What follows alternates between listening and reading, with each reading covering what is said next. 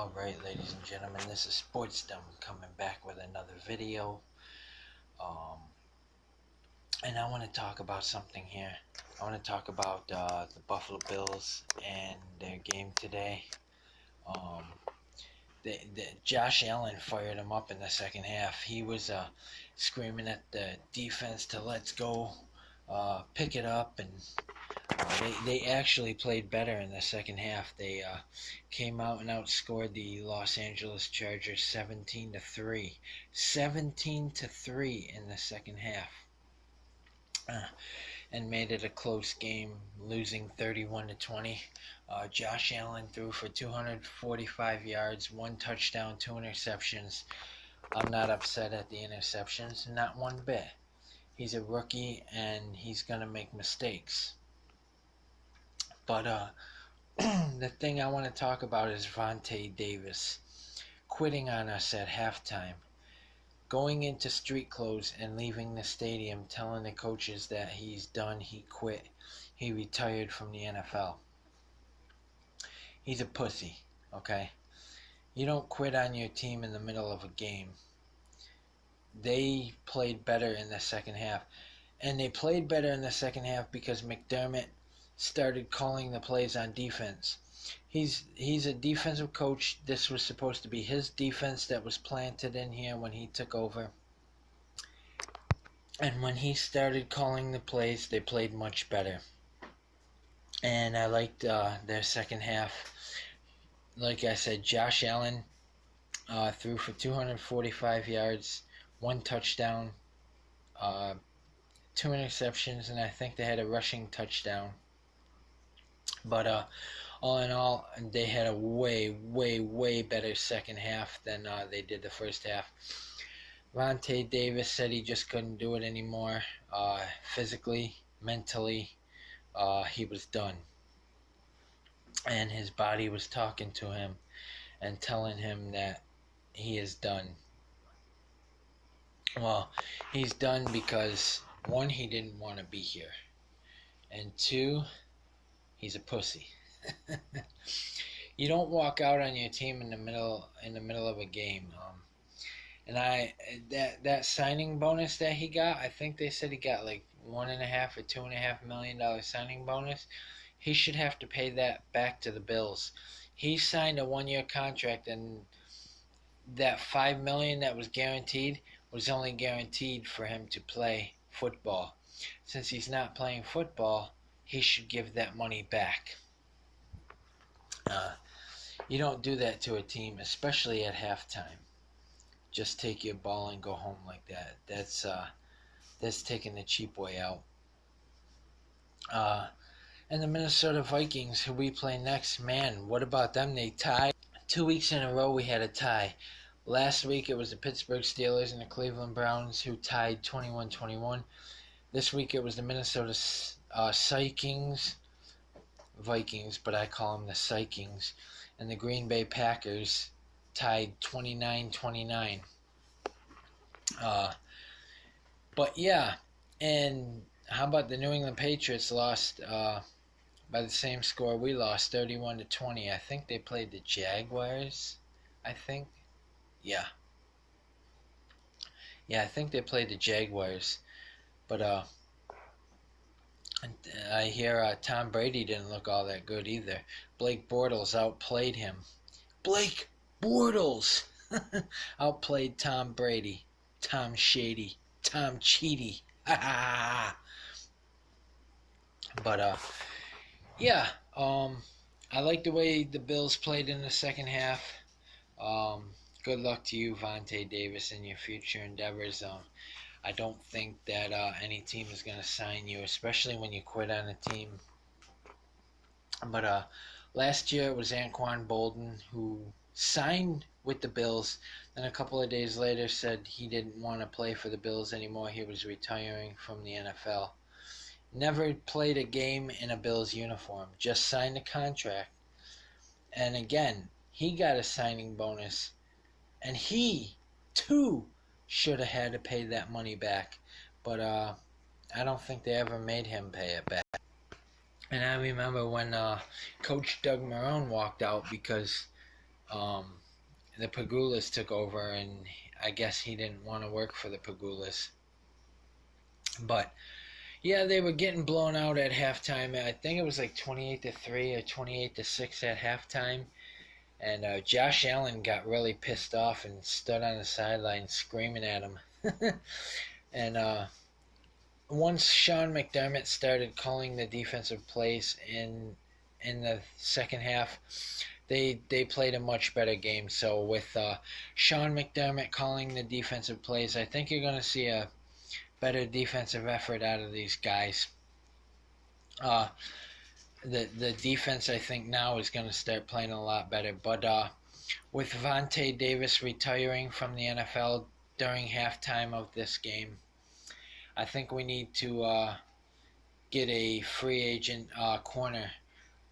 T.J. Ward, Leonard Johnson, who was on the Bills last year, knows this defense they can bring back. I think Leonard Johnson would be a good fit again. I liked Leonard Johnson. He fits this scheme really well. And I think the coaches like him too.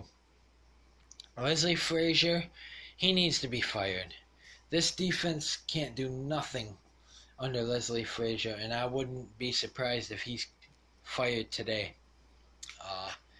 When I wake up, I hope I find that Leslie Frazier has been relieved of his duties from the Buffalo Bills.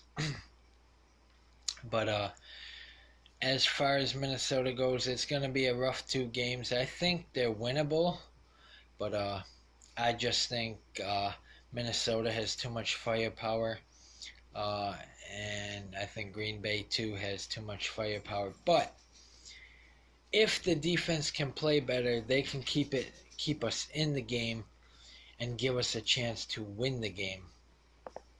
Now, I see Josh Allen becoming really, really good next year because we're going to have close to $100 million in cap space, and they're going to, I think, put receivers and linemen around him to protect him.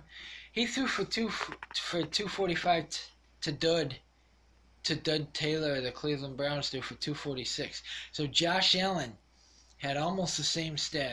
It really just about the exact same stats as Dud Taylor of the Cleveland Browns.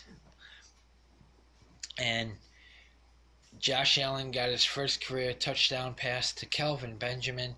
So way to go, Josh Allen. I really like the way he played. He got off to a rough start, but that's okay. He's a rookie. It was his first NFL start. We knew that there was going to be growing pains when we drafted him. We didn't think the line was going to be this bad.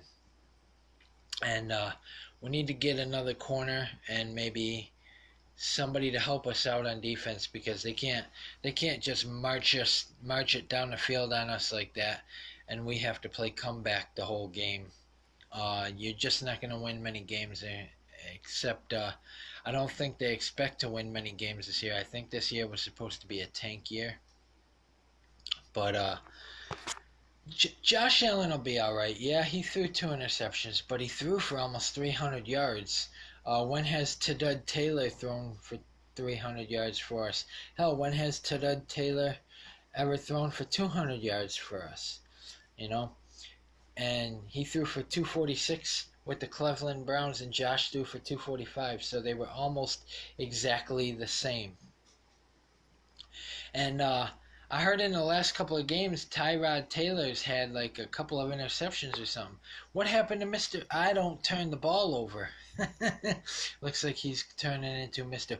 I turn the ball over. I told everybody Dud Taylor was a dud. They didn't want to believe me. Well, I've even seen some Cleveland fans crying for Baker Mayfield to start because they know how bad Dud Taylor is. And people keep saying it was Dud Taylor who broke the drought. It wasn't Dud Taylor who broke the drought. They wouldn't have broke that drought if Sean McDermott hadn't come in here. This was Sean McDermott's team. Sean McDermott knew how to win. He's been around winners, and he took this team to the playoffs. And this defense is going to improve, and it's going to keep us in a lot of games. I don't think we're going to win a lot of games this year because of the schedule, but I do think the defense, now that Sean McDermott has taken over and is calling the plays on defense, I think you're going to see a much better performance out of this defense. And we get to play Kirk Cousins. I hope they knock him around a little bit. Don't hurt him, but knock him around and pick him off a couple times, and then do the same thing to Rodgers. Just knock him around and pick him off a couple of times. I want to see a few interceptions in both games. And I want to see, of course, Allen do good. There's something I also want to touch on, and that is, should we trade LaShawn McCoy? He hasn't been, and this could be the offensive line too. He hasn't been getting many yards. I think he had like 32 yards today and 22 last week. So he's not the back that he was. And I think if we can get value for him, I think we should trade him. Like, if we could get a wide receiver to help Josh Allen, or an offensive lineman, or someone who can help this defense not get it pounded down their throat in the first half, I think that that we should trade him and bring somebody in here that can help, like maybe a roster player and a pick or something like that.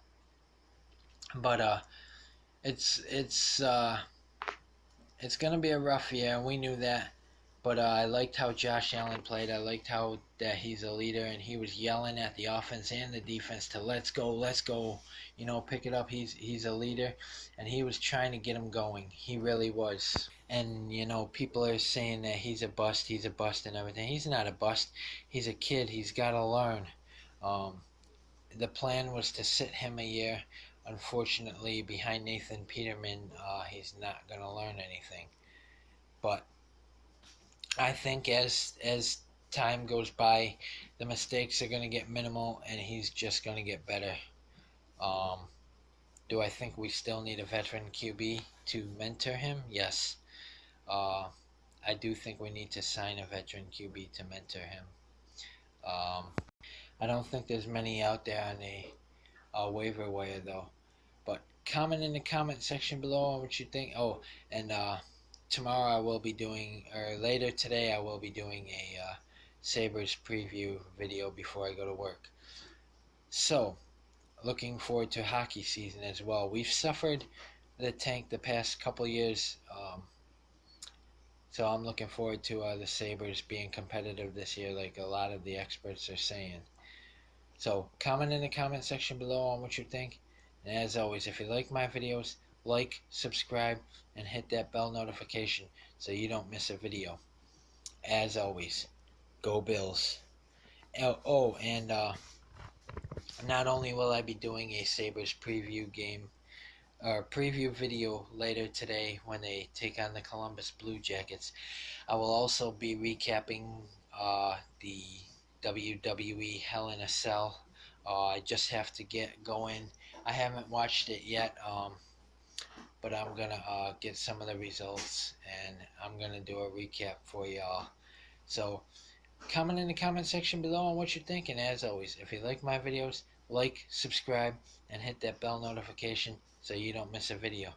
Go Bills, and go Sabres.